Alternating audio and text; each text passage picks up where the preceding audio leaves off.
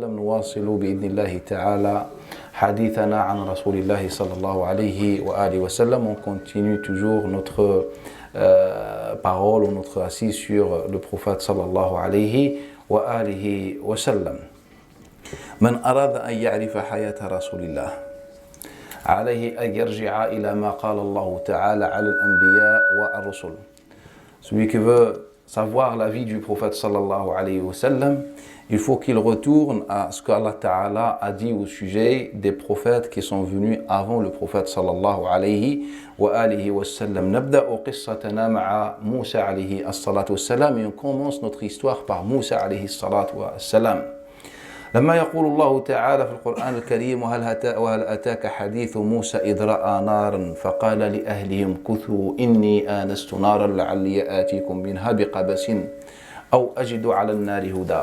Dans la surah de Taha, Allah Ta'ala nous parle du début de l'histoire de Moussa alayhi salatu wassalam, lorsque Allah Ta'ala s'adresse à Muhammad sallallahu alayhi wa sallam en lui disant: Ya Muhammad, rappelle-toi ou bien le récit de Moussa alayhi salam t'est-il parvenu lorsqu'il a vu de loin du feu et il a dit à sa famille: attendez-moi, je vais aller vers ce feu afin de vous apporter soit un tison, soit je trouve auprès de ce feu une guidée. فلما أتاها نودي يا موسى إني أنا ربك فاخلعنا عليك إنك بالوادي المقدس طوى. Et lorsque Moussa alayhi salatu wassalam est arrivé à cet endroit, Allah Ta'ala a été interpellé par un appel divin. Allah Ta'ala lui dit: je suis ton Seigneur, ou bien enlève ya Moussa tes sandales, je suis ton Seigneur, ou bien enlève ya Moussa tes sandales, car tu es dans la vallée sacrée. Donc Allah Ta'ala s'est identifié auprès de Moussa, ou devant Moussa, que je suis ton Seigneur.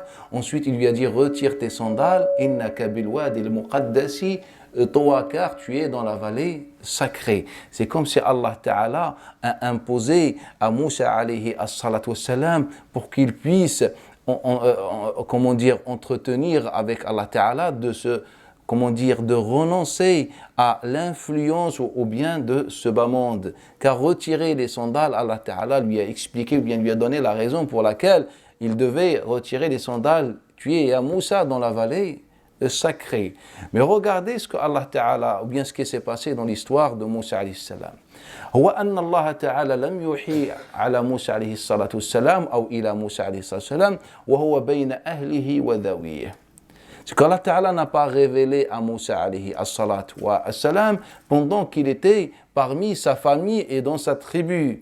Il a tout d'abord fait venir ou fait éloigner Moussa alayhi salam de toute forme d'influence et s'est éloigné de sa famille et s'est rendu à la vallée sacrée. Et c'est ça ce qui va se passer chez généralement les prophètes et les messagers. Prenons maintenant par exemple l'exemple de Maryam alayha as-salatu was-salam. wa dhukur fil kitab Maryam idin tabadat min ahliha makanan sharqiyya. Allah Ta'ala il dit à Muhammad sallallahu alayhi wa sallam dans le Coran, dans surat Maryam, il dit: ah Muhammad, rappelle-toi ce qui est prescrit dans le livre, l'histoire de Maryam lorsqu'elle est elle s'est éloignée, elle s'est retirée de sa famille, de sa vie normale, en se rendant vers un lieu oriental, makanan sharqiyyan.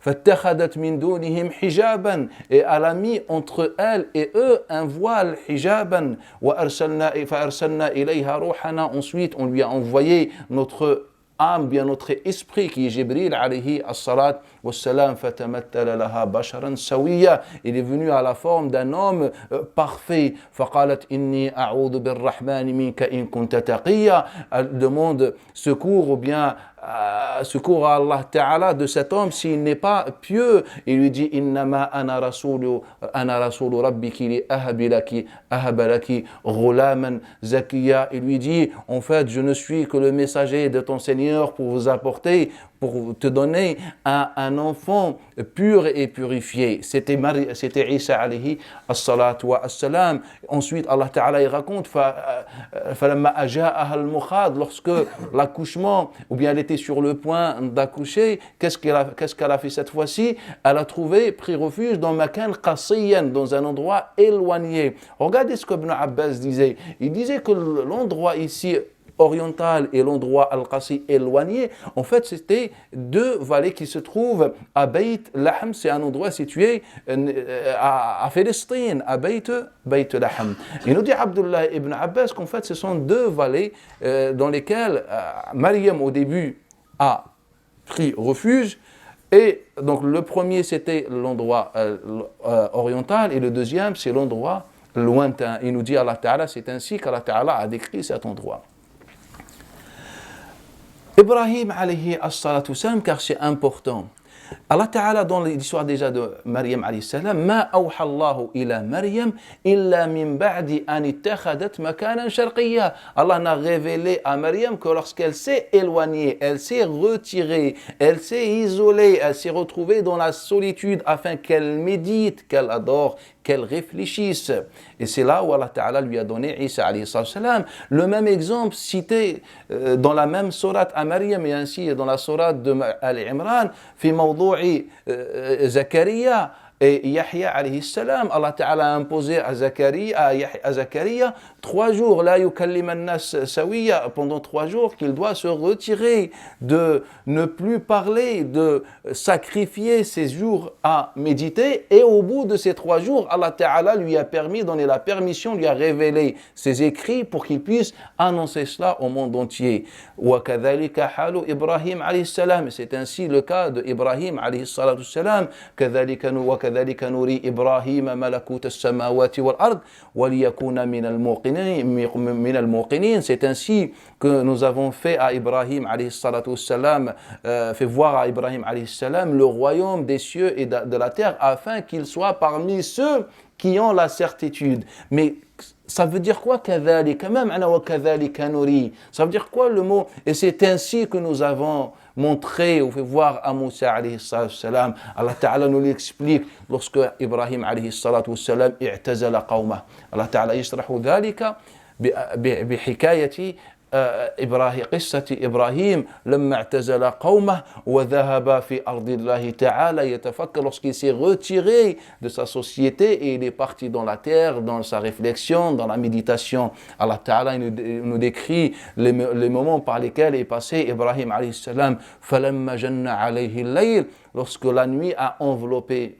Ibrahim alayhi salam, Ra'a kawkaban qala hadha rabbi. Il a vu une planète, il avait une étoile, une créature, faqala hadha rabbi.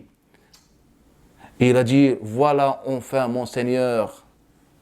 Mais en fait, Ibrahim était dans sa démarche de réflexion. Il était dans la solitude. Mais regardez, Allah n'a permis d'Ibrahim d'avoir cette réflexion que lorsqu'il s'est éloigné de son peuple. Il a pris le temps de réfléchir.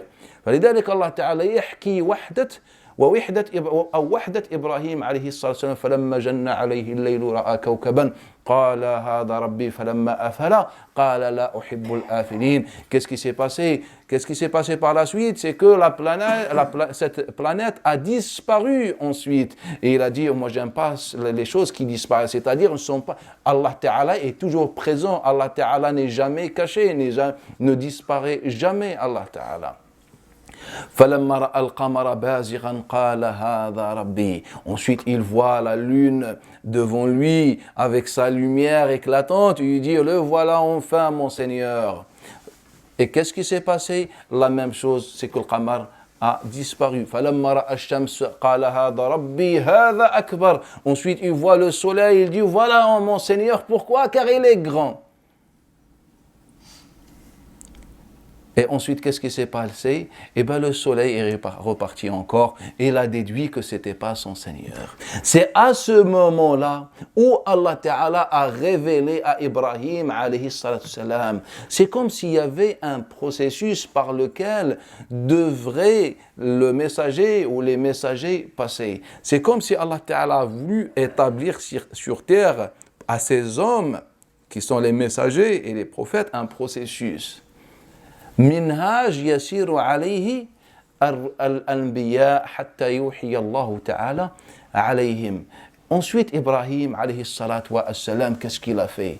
Lorsque Allah Ta'ala في القرآن الكريم إذا تكلم عن محمد صلى الله عليه وسلم أمره باتباع أي ملة.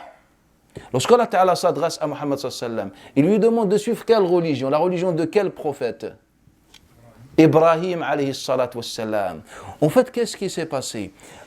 Ibrahim a fait un dua à son Seigneur, et c'est là où commence l'histoire de Muhammad sallallahu alayhi wa sallam.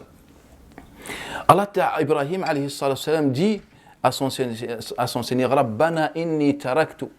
Ah, oh mon Seigneur, j'ai laissé une partie de ma famille. Biwadin ghayri dhi zar'in inda baytika al-muharram. Dans une terre non agricole. Dans une terre stérile. J'ai laissé une partie. Et regardez, il dit, j'ai laissé une partie de ma famille. Car l'autre partie de la famille de Ibrahim n'était pas à Mecca. Elle était ailleurs. Et donc, Nabi Ibrahim alayhi salam a laissé une partie. Et cette partie, c'était Ismaïl alayhi salam et l'épouse de Ibrahim alayhi salatu wassalam. Biwadin ghayri dhi zar'in inda baytika al-muharram. Pour quelle raison? Rabbana, oh mon Seigneur, liyuqimu salat, afin qu'ils accomplissent la prière. Mais en fait, c'est étonnant, ou bien c'est frappant, en fait, ce que Allah Ta'ala nous dit sur Muhammad sallallahu alayhi wa sallam, et le musulman doit savoir ce détail. Ala kull muslim an ya'rif dhalika. Anna Allah Ta'ala ikhtara li nabiyyihi wadan ghayri dhi zarr. C'est que Allah a choisi pour son messager Muhammad ibn Abdullah une terre non agricole, une terre stérile, une terre dure. Et c'est là où commence la préparation divine, at-tahdhir al-ilahi li hadha an-nabiy al-karim alladhi huwa Muhammad ibn Abdullah sallallahu alayhi wa alihi wa sallam. Mais il y a un grand message derrière tout cela. Tous les prophètes sont passés par cet isolement. Tous les prophètes sont passés par la solitude. Et le Nabi sallallahu alayhi wa alihi wa sallam est passé également par la solitude, en commençant par Ghar Hira, la grotte de Hira. Mais bien avant, en fait, c'était le dua ma da'a bihi Ibrahim rabbah lamma sa'ala lamma taraka ahlah وترك أهله في حفظ الله بواد غير ذي زرع قال عند بيتك المحرم, c'est-à-dire عند الكعبة, عند هذا البيت الذي سيقام والذي سيأتيه الناس من كل فج عميق. قال تركت أهلي عند بيتك المحرم. Pour quelle raison? قال ليقيموا الصلاة. Savez-vous تعلمون لماذا بعث الله محمد sallallahu alayhi wa sallam? Savez-vous pourquoi Allah a envoyé Muhammad sallallahu alayhi wa sallam? Allah nous a dit la réponse dans le Coran al-Karim. Car en fait, les Juifs et les chrétiens se sont posés et ont posé la question à Muhammad. Mais si toi tu prétends que tu n'es que la succession de ces prophètes envoyés déjà par Allah, pourquoi donc Allah Ta'ala t'a envoyé? Quel est le sens? Allah Ta'ala a répondu فَخَلَفَ مِن بَعْدِهِمْ خَلْفٌ أَضَاعُوا الصَّلَاةَ وَاتَّبَعُوا الشَّهَوَاتِ. C'est que le prophète n'est pas venu avec une nouvelle religion. Alors qu'est-ce qu'il dit au sujet du prophète? مَا كُنْتُ بِدْعًا مِنَ الرُّسُلِ. Je ne suis pas une innovation parmi les prophètes. C'est-à-dire, je ne suis pas un homme qui vous invente, un homme qui est un faux prophète. Je suis comme mes frères, les messagers et les prophètes. Mais j'ai comme mission, pour vous les gens du livre, au fait de vous rappeler quelque chose qui est très fondamental. C'est que Allah Ta'ala, il nous dit فَخَلَفَ مِن بَعْدِهِمْ خَلْفٌ أَضَاعُوا الصَّلَاةَ. Après avoir parlé des différents prophètes et messagers, Allah Ta'ala, il nous dit dans cette sourate, il nous dit ensuite des générations les ont succédé et ils ont délaissé la prière et ils ont suivi les tentations et les désirs. C'est pour cette raison qu'Allah Ta'ala a envoyé Muhammad pour qu'il soit un rappel aux autres. Et dans l'autre surah, il nous dit فَخَلَفَ مِن بَعْدِهِمْ خَلْفٌ وَرِثُوا الْكِتَابَ. D'autres générations les ont succédé, ils ont hérité le livre, mais ils ne l'ont pas respecté. Et juste après, Allah Ta'ala dit وَالَّذِينَ يُمَسِّكُونَ, et ceux qui tiennent fermement au livre, وَأَقَامُوا الصَّلَاةَ, et accomplissent la prière. Donc dans ces sourates, Allah Ta'ala nous explique pourquoi il a envoyé le Nabi sallallahu alayhi wa sallam, car le Nabi est un rappel. Et toute cette histoire, regardez, tourne autour de salat. Ibrahim alayhi salam, lorsqu'il a laissé sa famille, qu'est-ce qu'il a dit à son Seigneur? Rabbana وَلِيُقِيمُوا الصَّلَاةِ, pour qu'ils accomplissent la prière. Et la prière est fondamentale en islam. Mais la prière ne s'arrête pas aux 5 prières qu'on fait. En fait, la prière a une dimension beaucoup plus large. Inna as-salata tanha 'anil fahsha'i wal munkar. En fait, la prière qui ne t'empêche pas de faire les péchés, etc., ce n'est pas une vraie prière islamique. La prière n'est pas uniquement les mouvements qu'on fait. En fait, la prière est un vécu avec Allah. C'est comme si tu vis un instant avec ton Seigneur. On revient à l'histoire. Taraka Ibrahim min ahlihi biwadin ghayri dhi zar'in amam بالمكان المحرم الذي هو مكة. وسأل الله تعالى أن يجعل من ذريته ذرية مقيمة للصلاة. Donc au final, Ibrahim, dans cet endroit stérile et dur, a laissé une partie de sa famille et il a demandé à son Seigneur pour que sa famille accomplisse et préserve la prière qui est le symbole de la relation avec Allah Ta'ala. Et là, vous voyez que Allah n'a pas choisi un endroit aussi simple, facile, confortable à son prophète Muhammad sallallahu alayhi wa sallam. Et c'est ça ce qui va forger la personne qui est Muhammad sallallahu alayhi wa sallam. سيكون شخصية النبي صلى الله عليه وآله وسلم. Regardez ce que le Nabi nous dit dans le hadith de Darda, d'après Abi Darda et Ubaydillah ibn Mihsan, ainsi que d'autres compagnons. Il nous dit Man asbaha aminan fi ahlihi, dans une version Man asbaha aminan fi sarbihi lahu qutu yawmihi. من أصبح آمنا في سربه له قوت يومه معافا في جسده فكأنما أتيت له الدنيا وهي راغمة. Celui d'entre vous qui se réveille en toute sécurité parmi les siens et qui ne souffre d'aucun mal dans son corps et qui possède la nourriture de sa journée. Qu'est-ce que le prophète nous dit au final? C'est comme cette personne avait tous les biens du bas monde en sa possession. Et bien le prophète sallam manquait à ces petits détails.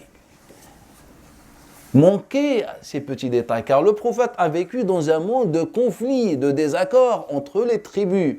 Il a vécu dans une terre décrite par Allah Ta'ala, biwadin ghayri dhi zar', une vallée stérile, une vallée qui ne permet pas de faire pousser les plantes. Et c'est pour ça, lorsque les Médinois ou les Mecquois sont arrivés plus tard, après bien l'ouverture de Mecca, et le prophète sallam avait ouvert Mecca, qu'est-ce que le prophète a dit dans sa parole célèbre? Car le prophète n'est pas là que pour enseigner comment adorer, même la vie sociale, économique, il nous l'a enseigné. Il leur a dit, Ya Ahl Mecca, ô les gens de Mecca, Innakum qawmun, vous êtes des gens de bêtes, Innakum qawmun min ahli al-an'am, c'est-à-dire vous êtes des bergers.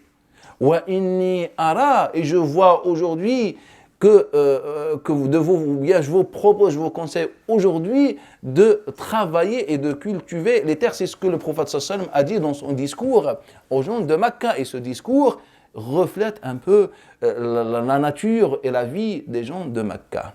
Et c'est comme si Allah Ta'ala arada an yuhaddir Nabi, voulait préparer le prophète sallallahu alayhi wa sallam par la suite. Ensuite, comme rapporte Aïcha, comme rapporte Jabir ibn Abdullah et les autres compagnons, Abdullah ibn Abbas, depuis le premier jour, le Nabi sallallahu alayhi wa sallam se rendait à la grotte de Hira. Et qu'est-ce que le prophète sallallahu faisait dans sa jeunesse? Comme ça, pour qu'on ait une vision proche de Nabi sallallahu. كان رسول الله راعيا للأنعام للغنم فيما رواه وهب بن كيسان عن عبيد الله بن عمر بن عمير ورواه كذلك أبو سلمة عن جابر بن عبد الله ورواه عمرو بن سعيد بن العاص عن أبي هريرة وهلم جرا أن النبي صلى الله عليه وسلم كان معهم مرة بمر الظهران. هذا مكان بالمدينة جنوب المدينة يسموه مر الظهران. فكانوا يأكلون الكباث. الكباث هو ثمر الأراك. هذا الأراك الذي يستاك به الناس فيه ثمر مثل التوت شكله وحجمه مثل التوت وهو أحمر يسمى الكباث. كان أهل المدينة خرجوا مع النبي يأكلون الكباث، كان يعيشون. فبينما هم يأكلون قال لهم النبي عليكم مسود منه، كلوا ما هو مسود، لأنه من يكون أحمر يكون حامض لم يكن نضج بعد. فقال كولوا ما اسود منه فقد كنت آكله وأنا راع بقراريط مكة. أنا كنت في رعي الغنم، كنت آكل منه. النبي صلى الله عليه وسلم كان فقير، كان آكل هذا ما اسود منه. فثمر الأراك يسمى كباثا إذا كان ناضج، كان طايب مليح سود. فإذا كان أحمر سمي مردا ومردا، سمي مردا. فلذلك الإنسان اللي ما عندهش اللحية نقولوا أمرض لأنه محمر الوجه. المهم، فالنبي صلى الله عليه وسلم كان يأكل ويشهد، قال لنا كنت راعي للبقر للغنم. وفي حديث أبي هريرة وعبيد بن عمير وغيرهما يقول النبي صلى الله عليه وسلم ما من نبي إلا وقد كان راعيا للبقر. Et donc, le Nabi sallallahu alayhi wa sallam, il raconte, il nous dit dans ces hadiths qui sont rapportés par Jabir, par Ibn Abbas, par Abu Huraira, par Aïcha et encore d'autres, il nous dit qu'il était berger avant qu'il reçoive la révélation dans sa jeunesse. Et un jour, le Nabi est sorti dans un endroit situé au sud de Médina, il s'appelle Marr al-Dhahran. Dans cet endroit, il y avait beaucoup de harak poussés. Al-harak, c'est avec quoi? Peut-être, même vous utilisez le siwak, le bâton. En fait, ça, il a un fruit. C'est un arbre qui a un fruit qui ressemble aux cerises, un peu, ou bien aux mûres cerises. En fait, c'est la même taille et la même couleur. Et pendant qu'ils mangeaient, le prophète sallallahu alayhi wa sallam leur a dit, mangez les fruits qui ont noirci et ne mangez pas les rouges. Car en fait, et cela on appelle le kabath en arabe, en français je ne sais pas comment dire, mais bref, il leur dit, car je le mangeais quand j'étais berger dans les collines de Mecca. Et dans d'autres hadiths, le Nabi sallallahu alayhi wa sallam dit tous les messagers qu'Allah Ta'ala a envoyés étaient à un moment donné de leur vie des bergers. Mais en fait, si on veut faire un résumé, qu'est-ce qui s'est passé? Un homme qui s'est retiré de sa tribu, qui s'est éloigné, qu'il avait des moments de solitude. Un homme qui vivait dans une terre difficile, dans une terre non agricole. Un homme qui était berger, qui s'occupait des bêtes. Si on croit ces trois informations, en fait, ce sont ces trois informations, ces trois éléments qui vont forger la personnalité de Nabi sallallahu alayhi wa sallam. Et ça, on va le constater dès le premier jour. Qu'est-ce que Allah Ta'ala a dit dans Surat al-Shu'ara? La'allaka bakhi'un nafsaka alla yakunu mu'minin. Il se peut, ya Muhammad, que tu meurs de chagrin par ceux qui ne sont pas croyants. Abdullah ibn Abbas nous rapporte car dans cette sourate, Allah Ta'ala il dit à Muhammad وَأَنذِرْ عَشِيرَتَكَ الْأَقْرَبِينَ. Ya Muhammad, il est temps que tu avertisses tes proches et tu appelles et tu annonces le message divin. Abdullah ibn Abbas, il nous raconte que le Nabi sallallahu alayhi wa sallam, lorsqu'il l'a annoncé, il pensait au début que tout le monde, en fait, c'était la lumière. Quel a été le discours de Nabi? Il cherchait de l'argent, du pouvoir, il voulait des femmes, il voulait juste que les gens disent la ilaha illallah et que tous vivent en paix, en égalité. Et que tous se sont soumis aux droits et aux devoirs équivalents. C'était ça le discours. Donc le prophète, il pensait que tout le monde allait embrasser l'islam dès le premier jour. Mais qu'est-ce qui s'est passé? C'était le contraire. La majorité a refusé. Qu'est-ce que le Nabi sallam a fait par la suite? Dans quel état était le prophète sallam? Allah Ta'ala le décrit ainsi: la'allaka bakhin ya Rasulallah, ya Muhammad, tu veux mourir si tu continues comme ça de chagrin. Il était chagriné, il avait le chagrin. Bakhi'. Al-bakh' en langue arabe, c'est un niveau important de chagrin. Ce n'est pas une déception, ni juste une simple tristesse, mais c'était du chagrin. Et Abdullah ibn Abbas, il dit, le prophète passait au premier temps des jours et des jours sans manger ni boire, car il n'était pas content. Il était triste que les gens ont refusé. Mais en fait, cet homme, Vous n'allez pas me dire que avoir le chagrin est une révélation. C'est pas Allah qui a dit à Mohammed, fais semblant comme quoi tu es chagriné. Ce n'est pas vrai. En fait, Mohammed était comme ça. Car Allah, depuis le premier jour, l'a préparé. Il l'a fait vivre dans une terre difficile. Et quand on dit une terre difficile, en fait, pour qu'on puisse méditer, il n'y a pas une tentation extérieure qui va influencer notre réflexion et méditation. Il se rendait dans une grotte, c'est-à-dire dans un noir absolu. Il avait toujours faim. En fait, il avait toutes les, comment dire, tous les avantages ou les éléments pour qu'il puisse être dans la concentration et dans la méditation et réflexion. Nabi était avec des bêtes, c'est pour ça il est proche des gens, c'est pour ça il était atteint. Il y a des choses que nous on ne remarque pas. Le prophète les remarquait car il a été forgé depuis le premier jour. أضرب لكم مثال رواه معاوية بن قرة عن أبيه. يحكي لنا قرة بن إياس qu'un jour le Nabi sallallahu alayhi wa sallam a vu un homme avec un enfant. Il a dit Ya Fulan, aimes-tu cet enfant qui est son fils? Mais en fait, ce que je veux vous dire, en fait, ce n'est pas la finalité du hadith. Mais regardez, en fait, l'attention qu'avait le prophète sallallahu alayhi wa sallam. Ces petits détails, on ne les trouve pas. En fait, le Nabi, il était dans l'émotion. Un Nabi sallallahu alayhi wa sallam était un homme d'amour, rempli de cœur, d'attention, etc. Regardez la question. Aimes-tu, oh fulan, cet enfant? Qala ya Rasulallah. As'alullah an yuhibbaka kama uhibbu ana ibni. Je demande à Allah de t'aimer comme moi, j'aime mon fils. C'est-à-dire que moi, je porte un grand amour à mon fils. Et qu'est-ce qui s'est passé? يحكي قرة بن إياس ذهبت الأيام والليالي ومات ابنه. هذاك الابن مات فسأل عنه النبي.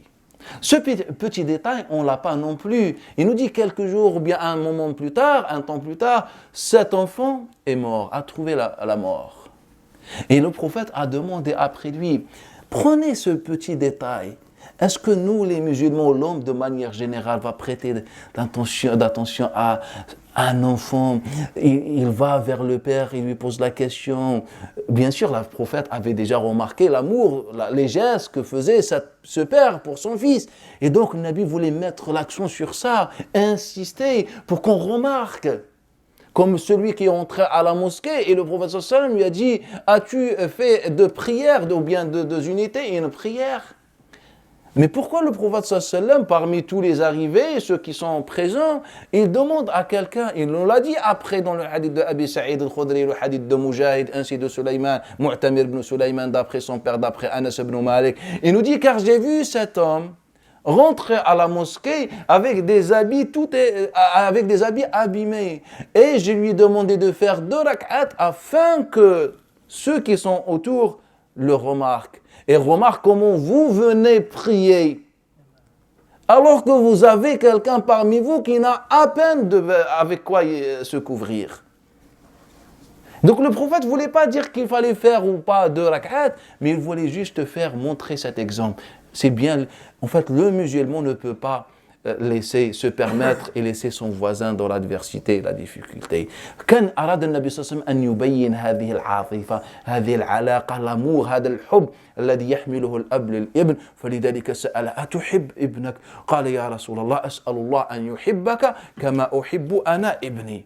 فلما مات هذاك الابن بعد ذلك بأيام أو بمدة سأل النبي عن هذا الدقائق الأمور، هذه التفاصيل ما عندنا نحن المسلمون.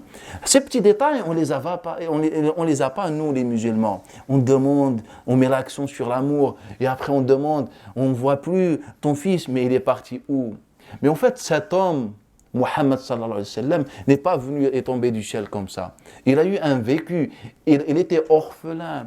Il avait une vie très difficile, il était pauvre, il était rejeté depuis le premier jour, il constatait l'égarement de son peuple, il s'est retiré. En fait, cet homme qui s'occupait des bêtes, en fait, cet homme, avec tous ces éléments, est devenu un homme proche des autres, qui avait le souci pour les autres, même le chagrin pour les autres. Et donc, lorsque cet enfant est mort, le prophète sallallahu alayhi wa sallam, il demande après lui, on lui a dit, Ya Rasulallah, il est mort.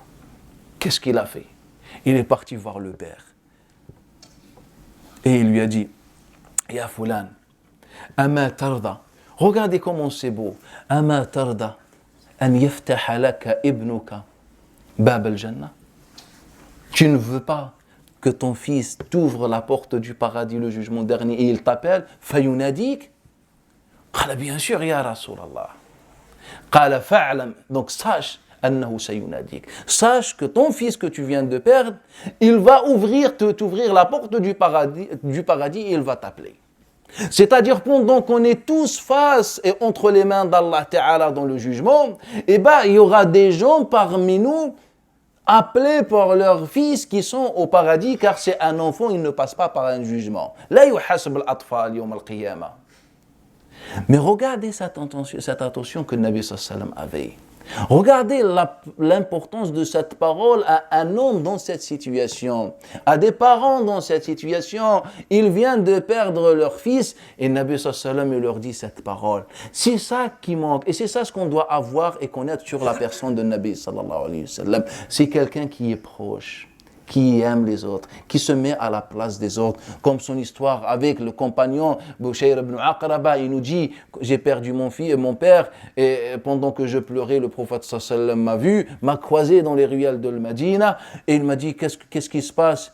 Et il dit, à l'époque, j'étais encore enfant. Je lui dis, Ya Rasulallah, je viens de perdre mon père. C'est-à-dire, je suis orphelin. Qala ama tarda an akuna abaka wa Aisha ummak. Tu ne veux pas que je sois ton père et Aisha ta mère? Qala ya Rasulallah wa hal abghi an dhalika badala. Est-ce que j'ai un souhait beaucoup plus important dans la vie que cela? Bien sûr, ya Rasulallah. J'aimerais que tu sois mon père et Aisha la mère des croyants ma mère. Fa akhadahu an-nabi sallallahu alayhi wa sallam. Mais en fait, ce petit détail, on ne l'a pas. Un nabi, il avait. Pourquoi? En fait, car c'est un vécu. C'était sa vie, était proche.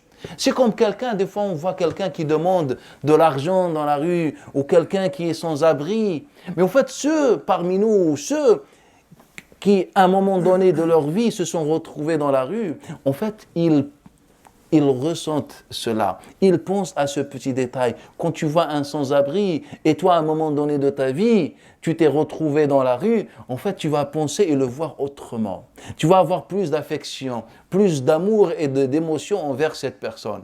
Mais celui qui est dans un autre monde, il n'a pas ce cœur-là.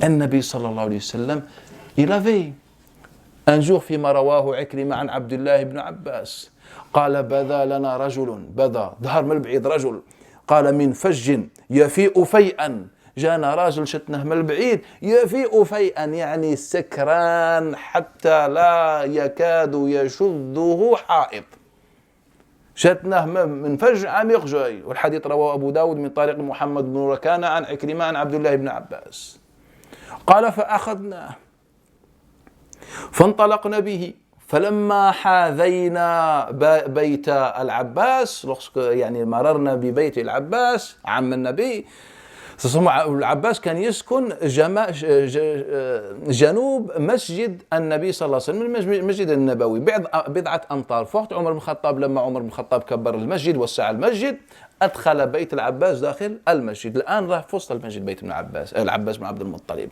المهم فلما حاذ بيت ابن عباس وهذاك مسكين سكران والصحابة أخذوه أخذا إلى رسول الله شاف هاك قال ففر فدخل بيت العباس دخل هرب. ولما تدخل بيت العباس توحد ما ولا أحد سيلحق بك راك في حماية. فقال والله لن أخرج إليكم. فانطلقوا إلى رسول الله وقالوا له يا رسول الله قد رأي حكاوا له القصة من فج بعيد ومطريق بعيد وحنا نشوفوا واحد داية حيط وجايبه حيط داية حيط وجايبه حيط وقلنا هذا راه سكران ندوه النبي صلى الله عليه وسلم فينظر في أمره. ماذا فعل النبي؟ فضحك. قالوا يا رسول الله إنه سكران يعني فسكران يا قال أو فعلها؟ قالوا نعم يا رسول الله. قال فما زاد على ضحكه إلا ضحكا. ما زاد على ضحكه إلا ضحكا. علاه؟ حنا بالنسبة لنا هذا فاسق.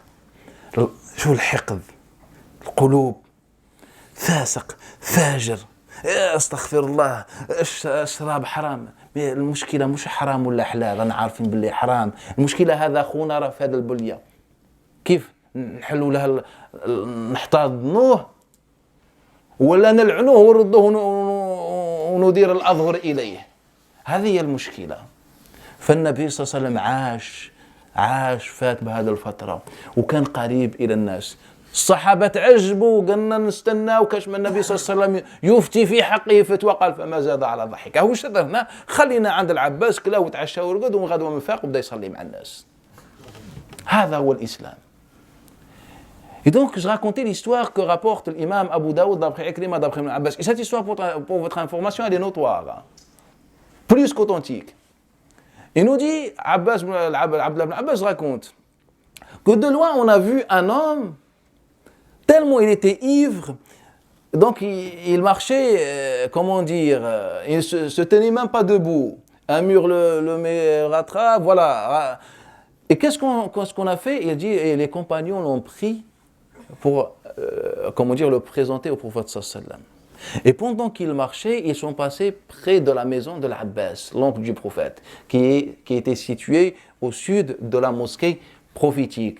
Et lorsque Omar ibn Khattab radiyallahu anhu a fait les travaux pour agrandir la mosquée, il a fait rentrer. Il y a une grande histoire qui concerne tout ça. Lorsque Omar ibn Khattab dit à Abbas ibn Abd al-Muttalib, je veux agrandir la mosquée, et bah, tu nous vends, comment dire, ta maison, ou tu nous la donnes pour Allah Ta'ala. L'Abbas lui a dit, la bay'a wa la sadaqa, ni je la vends, ni je donne pour Allah Ta'ala. Mais vous savez pourquoi il a dit ça? En fait, car c'est le prophète de ses propres mains qui a construit cette mosquée, cette maison, Al-Abbas ibn Abd al-Muttalib, après l'ouverture de Mecca. Pour lui, en fait, ça n'a pas de valeur d'argent, en fait, c'est autre chose, ça a une valeur spirituelle. Il a dit non, je ne peux pas. Et donc, qu'est-ce qu'ils ont fait? Et bien, Omar ibn Khattab a demandé aux compagnons, et le premier qu'Omar ibn Khattab a vu, c'était Ubay ibn Ka'b. Faqal ya Ubay, viens trancher entre nous. Et lorsque Ubay ibn Ka'b, voilà, l'histoire pour pas tout ça, il tranche, il dit voilà, tu n'as pas le droit. C'est de l'Abbas ibn Abd al-Muttalib. Et là, l'Abbas ibn Abd al-Muttalib, il a dit maintenant, wa qad ra'ayt, que je suis sûr que personne ne me force, et ben, je la donne pour Allah Ta'ala. Il voulait s'assurer qu'il avait la bonne intention. Ce n'est pas juste Omar lui a demandé quelque chose qu'il a donné. Maintenant, quand Omar ibn Khattab, il a dit voilà, je suis désolé l'Abbas pour cela, il a dit maintenant, je te donne la maison pour Allah Ta'ala. Et donc cette maison qui, lorsqu'il passe près de la maison de l'Abbas, donc cette personne ivre, elle se jette et elle rentre dans la maison. Et personne donc ne peut suivre qui que ce soit dans la maison de l'Abbas, l'oncle du prophète sallallahu alayhi wa sallam. Qu'est-ce qu'ils ont fait? Ils sont partis voir le Nabi, ils ont dit ah Rasoul, voilà, il y a un homme qui est ivre, on l'a vu, etc. On voulait le ramener, mais il s'est sauvé. Faqal le Nabi, et il l'a fait, ou bien il l'a refait, car c'est quelqu'un qui est notoire dans l'alcool apparemment. Donc eux, ils s'attendaient à ce que le Nabi sallallahu alayhi wa sallam leur dise bah, maintenant, sanctionnez cette personne ou vous faites quelque chose. On a na'am ya Rasulallah, il a bien fait, il a bu encore une fois. Qal ibn Abbas, fadhahika Rasulallah, il a souri. Il a dit ya Rasulallah, en fait il a bu, c'est de l'alcool. Qal, il n'a pas rajouté autre chose que de rire et sourire. Prenez cet exemple. La question, ce n'est pas le statut de l'alcool, c'est haram ou c'est halal, on le sait. Mais en fait, la question, c'est quelqu'un qui est dans cette épreuve. Quelqu'un qui est dans cette épreuve. Il aurait aimé être comme Omar Abu Bakr, mais c'est ça la vie. Il y a des péchés, des fois on se trompe dans la vie. Est-ce qu'on leur donne la main, on leur ouvre les bras, ou bien on leur tourne le dos? Qu'est-ce qu'on fait? Non, aujourd'hui les musulmans, mais astaghfirullah, etc. C'est haram. Imaginez quelqu'un, un musulman, par exemple, il trouve quelqu'un qui est ivre dans la rue, il le fait rentrer à la mosquée. Qu'est-ce qu'on fait? La guerre mondiale ou pas? Quelqu'un ivre dans la mosquée, et bien cette personne, le prophète l'a fait rentrer dans la mosquée. Au lieu qu'on ouvre les bras. Mais en fait, on est plus humain. Le prophète était humain. Le prophète était proche. حميد d'après Anas ibn Malik, Ali ibn Zayd d'après Anas ibn Malik d'autres, نغمان قال كانت الأمة من إماء المدينة لا تأخذ بيد رسول الله لتأخذ بيد رسول الله فتمشي به في زقاق المدينة لا يدري أين تأخذ به. Il est proche. Quelqu'un a besoin, il a qu'à aller servir, il prend le prophète et le prophète te suit. Il n'y avait pas le prophète et nous. Il est parmi nous. Lorsque l'imam ibn Tha'laba il est venu à Médine, il leur a dit Aïna Rasulallah. Lui, il s'attendait à ce que le Nabi sallallahu alayhi wa sallam soit assis dans un trône entouré des gardes du corps ou je ne sais pas. Il leur a dit il est où le messager d'Allah? قالوا هذا الرجل المستلقي, comme rapporte Talha ou Abu Talha al-Ansari et d'autres. On lui a dit, en fait, on avait du mal à lui désigner le prophète. C'est cet homme, en fait, qui est parmi les gens. Le prophète, c'est parmi les gens. Il était proche. Et donc, dans le hadith que rapporte le Bukhari d'après Ali, Al-Humayd et d'autres d'après Anas ibn Malik, qu'est-ce que le prophète, qu'est-ce qu'il nous dit? Il nous dit que la jeune fille des filles des Médinoises prenait la main du prophète sallam et elle l'emmenait là où elle voulait. Ça veut dire quoi? Ça veut dire que le prophète sallallahu alayhi wa sallam, c'était le soutien de tout le monde. On avait besoin de quelque chose, on voulait faire quelque chose, on voulait parler avec quelqu'un, on avait Nabi sallallahu alayhi wa sallam. Mais pourquoi? Car la vie du prophète ne commence pas après la révélation. Elle commence bien avant, depuis même le premier jour où Ibrahim alayhi salam a demandé à son Seigneur de préserver sa famille qu'il a laissée dans le nulle part à Mecca. Autrefois, c'était le nulle part. En fait, il y avait une préparation divine à cet homme-là. C'est pour ça, wajadna Rasulullah sallallahu alayhi wa sallam, on a trouvé un Nabi sallallahu alayhi wa sallam proche des autres. Une jeune femme, elle vient prendre le Nabi sallallahu alayhi wa sallam, elle marche, et il ne sait même pas là où elle va le ramener. Mais il la suit. Et le hadith, il est dans le Bukhari. Ou dans le cas de Nu'aym al-Naham, Nu'aym ibn Abdullah al-Naham, il rapporte l'imam al-Tabarani في الأوسط, أن نعيم ibn Abdullah al-Naham, جاءه ابن عمر ليخطب ابنته. Que Ibn Omar est parti demander la fille de Nu'aym ibn Abdullah al-Naham. Il a dit, voilà, j'aimerais bien me marier avec ta fille. فقال non, إن عندنا يتيم. Je connais en fait un jeune homme et j'ai compté marier ma fille avec un jeune homme que je connais. Qu'est-ce qui s'est passé? فانطلقت ابنته. La fille de Nu'aym, elle est partie voir qui? Le prophète. C'est un homme qui est accessible. C'est un homme qui est à l'écoute. Adi ibn Hatim, vous savez pourquoi il a embrassé l'islam? Un prêtre chrétien, c'est lui qui nous raconte sa vie. Il nous dit, et le hadith, il est rapporté par l'imam al-Hakim et l'imam al-Tirmidhi, d'après Youssef ibn Abdullah, ou d'après l'imam Amir ibn Sharahil al-Sha'bi, et Abi Ishaq al-Sabi'i, il nous rapporte d'après Adi ibn Hatim. Il dit, en fait, lorsque je suis arrivé à Médine, et pour moi, il dit, le prophète était un menteur. Pour moi, c'est kadhab, ma fi kadhab. Ils avaient la haine, il nous dit. Je n'ai jamais détesté quelqu'un comme j'ai détesté Mohammed. Et quand il arrive à Médine, tu as le droit de le détester si tu ne le connais pas. Mais maintenant, on va voir si Adi ibn Hatim va encore détester le prophète après la rencontre. Il dit, لما دخلت المسجد النبي رآني. Il était connu, Adi ibn Hatim, c'était un prêtre. قال فرحب بي. Il m'a bien reçu. Et il m'a dit, Ta'al, tu viens chez moi. Donc le prophète est accessible en fait. Il est avec tout le monde. Et lorsque le Nabi sallallahu alayhi wa sallam il dit, on avançait pour aller chez lui, de la mosquée dans chez lui, قال une vieille dame, قال أتته عجوز فآذنت.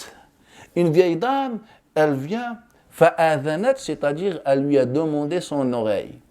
C'est une métaphore en langue arabe, c'est-à-dire, Ya Rasulallah, je veux te parler, écoute-moi. قال فلم تزل تحدثه حتى كانت هي التي تذهب. Il a dit, elle est restée un moment, elle n'a cessé de parler jusqu'à ce c'était elle qui a décidé de partir. Il a dit, فقلت والله ما هذا بملك. Je me suis dit dans ma tête, par Allah, ce n'est pas un roi. Lui, ce n'est pas un roi. Déjà, j'avais des suppositions, des hypothèses. Et roi, sorcier, quelqu'un qui cherche des intérêts, déjà, elle n'est pas roi. Une vieille dame étrangère, il ne la connaît même pas, elle l'arrête, elle lui dit, Ya Rasulallah, je veux parler. J'ai des choses à dire. Et donc, imaginez combien de temps, 30, 1 heure, 2 heures, elle est en train de parler. Et le prophète, sallallahu alayhi wa sallam, tend l'oreille et écoute. On n'a pas ça. Car le Nabi, sallallahu alayhi wa sallam, sa vie commence bien avant la prophétie. Et grâce à ça, Adi ibn Hatim a embrassé l'islam. Et s'est rendu compte, en fait, ce n'est pas en fait un menteur, ce n'est pas quelqu'un qui cherche des intérêts. En fait, c'est un homme à la fois de Dieu et c'est un homme du peuple. Elle est pour tout le monde. Donc, on revient à l'histoire. La fille de Nu'aym ibn Abdullah al-Nahham a été voir le Nabi. Ya Rasulallah, mon père, il veut me marier avec quelqu'un qui le connaît. Mais moi, en fait, Abdullah ibn Omar m'a demandé au mariage, voulait me demander au mariage, moi je préfère Ibn Omar. Directement, le Nabi sallallahu alayhi wa sallam, il se lève, ce n'est pas convoquez-moi un tel. Il se lève, il marche avec elle. Et Ya Nu'aym, il frappe à la porte. Ya Nu'aym, qu'est-ce qui se passe? Ta fille, elle veut Ibn Omar et toi, tu veux un autre. Écoute ta fille. Et elle s'est mariée.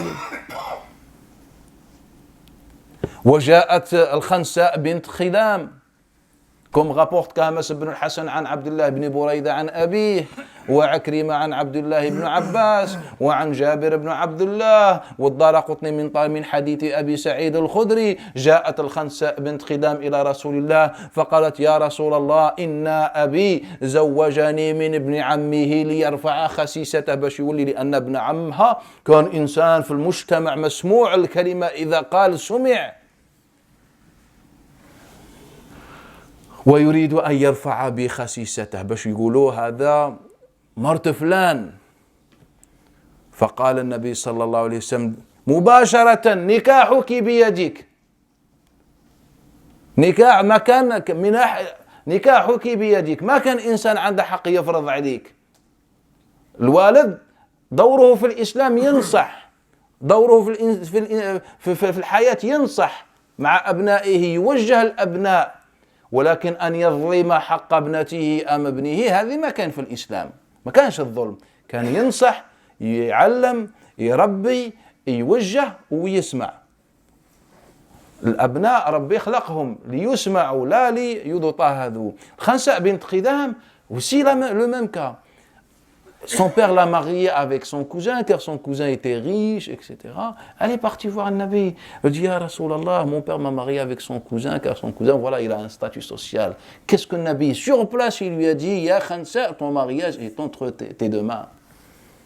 Faqalat, elle a dit quoi? Ya Rasulallah, je ne suis pas venu pour moi, voilà, c'est trop tard, j'ai accepté. Mais je suis venu pour que les femmes sachent que les parents n'ont pas le droit de leur imposer le mariage, avec qui que ce soit.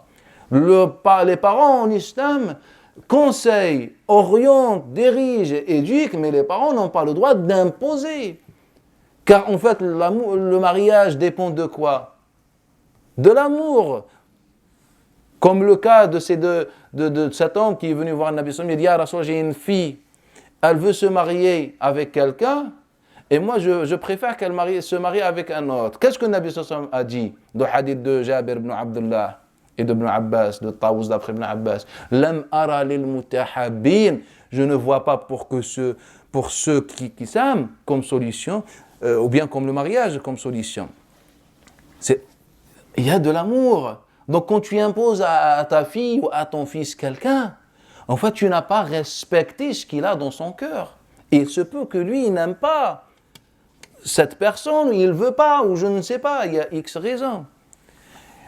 On revient à notre histoire. An-Nabi sallallahu alayhi wa alihi wa sallam kan qarib min nas.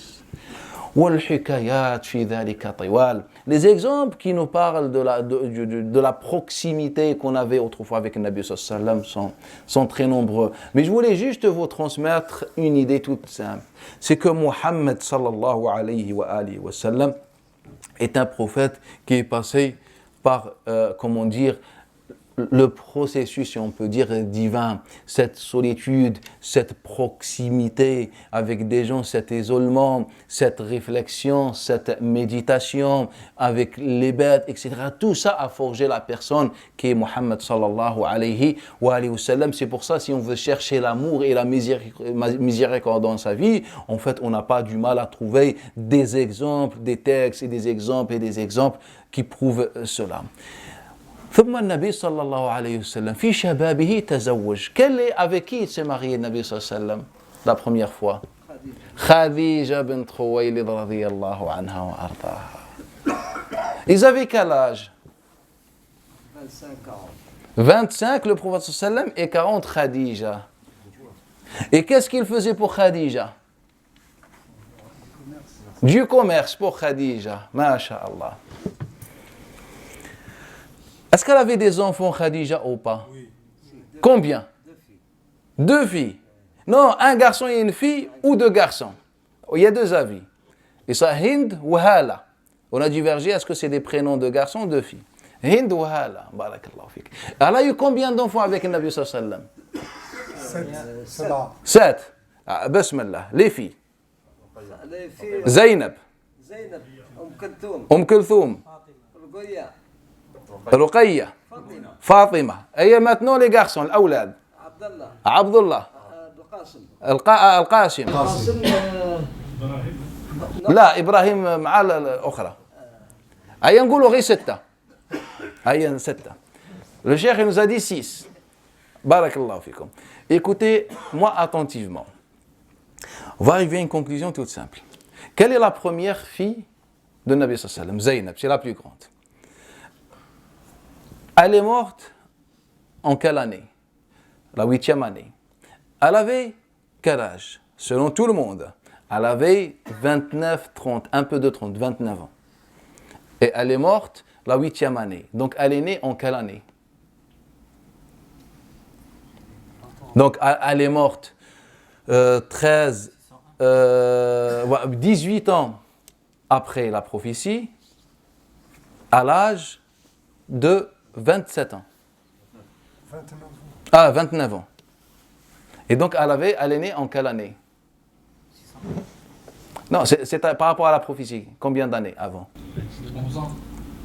Elle est née 21 ans avant... non. Elle est morte 18 ans plus tard. 9 ans avant la prophétie. Barakallahu fikum, 9 ans. La deuxième fille, elle s'appelle comment? Dans l'ordre. Ruqayya, barakallahu fik. Elle est morte en quelle année? Deuxième année. Elle avait quel âge? 21 ans. Donc elle est née en quelle année? Elle est née en quelle? Elle est morte en deuxième année, c'est-à-dire l'année 14, après la prophétie. Et à l'âge de 21 ans, elle est morte. 14 ans après la prophétie. 12 ans, ouais. Et donc elle est née en quelle année? 12 ans après la prophétie. Si elle est née 2 ans avant la prophétie. 7 ans avant la prophétie. Donc on a Zaynab 9 ans, Ruqayya 7 ans. Maintenant la troisième fille, Kulthum. Là, Kulthum Kibira. Kulthum, en quelle année elle est morte? 9e année. Elle avait quel âge? C'est-à-dire 19 ans après la prophétie, elle est morte. À quel âge? 27 ans. Donc elle est née en quelle année? 5 ans, 4 ans, 5 ans. Barakallahu fik. Donc 9, 7 et 5. Maintenant, Fatima. En quelle année elle est morte? Vous me dites surtout pas 6 mois après le prophète. Mais en quelle année à peu près? Donc généralement à l'époque de Abu Bakr as-Siddiq, environ 1 an, un peu moins, un peu plus de la mort du prophète. On n'a aucun texte qui dit 6 mois. C'est ce que rapporte Zuhri. Bref, on est d'accord sur ce point. À quel âge? 27 ans. C'est-à-dire 24 ans environ de la prophétie. Elle est morte à 27 ans. Donc 3 ans avant. Donc 9, 7, 5 et 3. El Qasim. Le seul texte qui existe, on a combien les recueils célèbres sont combien? 9. Donc le seul texte qui existe dans les 9 recueils célèbres chez les musulmans, en fait c'est ce que rapporte Ali ibn Hussein, et le texte il n'est rapporté que par Ibn Majah. Et qui nous dit que lorsque Al-Qasim est mort, Khadija a dit « Ya Rasulallah ».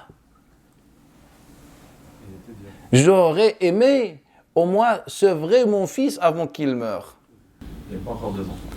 Et le prophète était prophète ou pas? Était prophète. Donc il est né pendant, autour de la prophétie. Un peu avant, pendant, juste après. On est d'accord? Le prophète n'a pas un fils qui s'appelle Abdullah. Il y a un fils Qasim. On a rajouté Abdullah, on a rajouté le Hadi ou le Mahdi, on a rajouté beaucoup de... En fait, c'est pas vrai, c'est que des légendes, pour des raisons idéologiques et politiques. Le prophète avait 4, de Khadija uniquement, avait 4 filles, un garçon. Barakallahu fikum. Là, vous ne remarquez pas avec moi qu'il y avait des naissances succédées. Vous remarquez, je pense. Successives, barakallahu fik. 9, 7...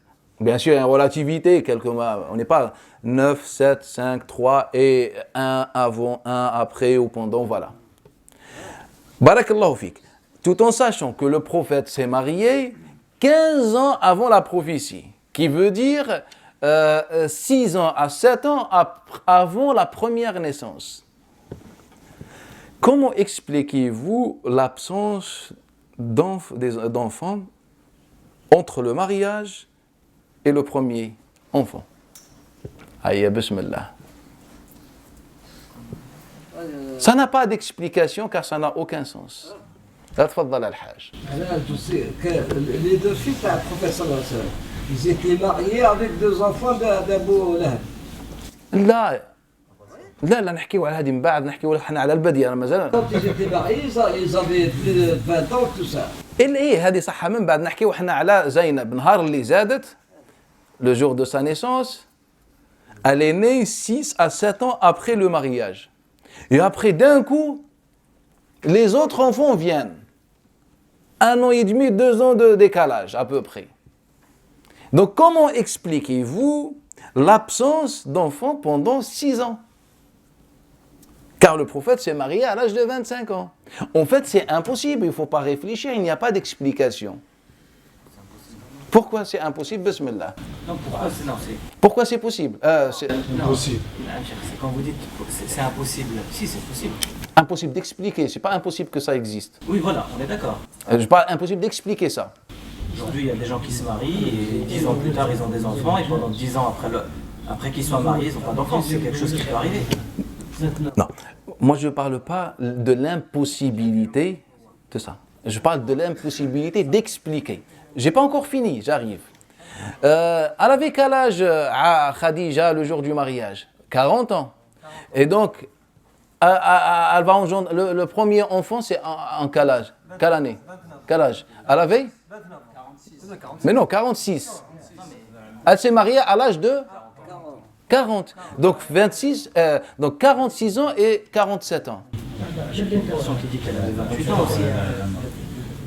Nous, on commence par ce qui est célèbre et après on remonte. Ce qui est célèbre, notoire, majoritaire, c'est 40 ans d'après les historiens et les savants. Et donc, moi, en fait, je peux pas avaler et accepter cette théorie qu'à l'âge de 46 ans, elle a commencé d'avoir des enfants dans un temps aussi réduit. Alors que pendant 6 ans à 7 ans, n'arrivait pas à avoir des enfants. En fait, ça n'a aucun sens. Sauf si on demande à la personne qui nous a dit qu'elle avait 40 ans, on lui pose la question. En fait, cette personne, elle a vécu 2 siècles pratiquement après la mort du prophète. C'est Shkalabi, suivi par qui? Par le Waqidi, qui a vécu en 3e siècle. C'est-à-dire 2 siècles pratiquement plus tard, il vient quelqu'un qui, déjà, selon l'ensemble des savants musulmans, il n'était pas quelqu'un d'honnête qui s'appelle Al-Kalabi, et il nous dit elle avait 40 ans. Pour que les musulmans aujourd'hui, par la suite suivent, ils disent 40 ans, ce n'est pas vrai. Khadija avait soit l'âge du prophète, soit une différence qu'on peut négliger entre les deux. C'est tout simplement. Il n'y a aucun texte, aucune preuve qui peut déterminer l'âge du prophète ou de Aïcha lors du mariage. Si on se réfère à ce que les historiens eux-mêmes disent, on peut estimer que le prophète, et de dire le prophète sallam s'est marié autour des 30 ans avec Khadija et qu'ils avaient pratiquement le même âge, ou un peu de différence, ça c'est pas un problème. Mais la théorie qui dit 40 ans, en fait, ça n'existe pas. Mais pour quelle raison alors ils ont mis l'âge de 40 ans? On arrive, barakallahu fik. Car il faut prendre l'enchaînement de textes et d'informations qu'on a. Qu'est-ce qu'on a appris? Que Khadija était dans le commerce et le prophète sallam travaillait pour elle. Mais le prophète n'a jamais, dans sa vie, avant la prophétie, n'a jamais fait de commerce. Vous allez me dire comment? En fait, c'est impossible. Vous voulez que je vous explique pourquoi c'est impossible? Et vous allez être d'accord avec moi sur ce point? Car en fait, prenez les textes qui rapportent le commerce. Les textes, ils disent quoi? Que le prophète sallam, le premier texte, c'est de Hammad ibn Salama d'après Ammar ibn Abi. Là, ce texte, on le met de côté car il n'est pas du tout intéressant. Il y a le texte de Hammad ibn Salama d'après un fameux Ammar ibn Abi Ammar, il dit je pense qu'il l'a rapporté d'après Abdullah ibn Abbas, c'est le transmetteur qui dit je pense que c'est d'après. Donc 2 siècles plus tard, quelqu'un dit je pense que c'est ça la source de mon texte. Voilà, il dit quoi? Et moi je vous pose la question, c'est après vous acceptez ce hadith ou pas? Moi je ne l'accepte pas déjà avant que je le prononce. Il nous dit quoi? Que le prophète sallam travaillait pour Khadija. Et travaillait pour Khadija. Et qu'est-ce qui s'est passé? Khadija, il voulait se marier avec Khadija. Et donc, Khadija, elle a donné de l'alcool à son père, qui s'appelle Khuwaylid ibn Asad. Elle a rendu ivre, elle a appelé le prophète qui était derrière le mur. Elle a dit, Mohammed. C'est pas son père. Non, on parle du récit, le hadith. Cette chaîne de transmission, elle nous rapporte que c'est le père. On arrive. Elle lui dit, viens, ya Mohammed, c'est bon, il est ivre. Donc on s'est précipité, on a fait rentrer les voisins, venez, c'est le mariage. Et donc on a fait le mariage. Et le lendemain, Khuwaylid se réveille, se retrouve avec des beaux habits, voilà. L'habit d'un mariage, une tenue de. Voilà. Il leur a dit, mais pourquoi moi je porte ces habits? Donc il était dans un autre monde. Et elle lui a dit, Khadija lui a dit, en fait, vu que je savais que tu n'allais pas accepter le Mohammed, je t'ai servi de l'alcool. Quand tu étais ivre, on a fait le mariage et c'est toi qui nous as fait le mariage. Ça veut dire que le prophète ne s'est même pas marié à un mariage normal. Ça rentre dans votre tête? Je vous pose une question. Est-ce que vous acceptez ça? Moi, est-ce que vous acceptez? Vous acceptez ça pour vos filles? Que vos filles ou vos enfants se marient comme ça ou pour vous? Mais on n'accepte pas. Mais on l'a dit en toute sérénité sur le prophète. On a dit, Masha'Allah. Deuxième version. Toujours rapportée dans les recueils du hadith. On n'est même pas dans l'histoire. C'est-à-dire c'est beaucoup plus sérieux. Cette fois-ci, c'est Abu Khalid rapporte, il dit d'après Jabir ibn Samura. Quand on creuse, voilà. Sans qu'on rentre dans les chaînes de transmission.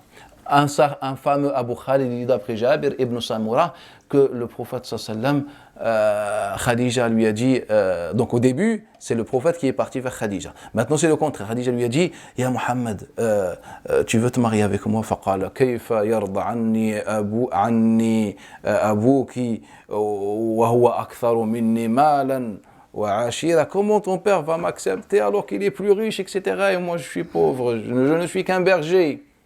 فقالت ne t'en fais pas ya Mohammed, ne t'inquiète pas ya Mohammed, inni sa'asqi khamr, je vais l'arroser de vin et d'alcool.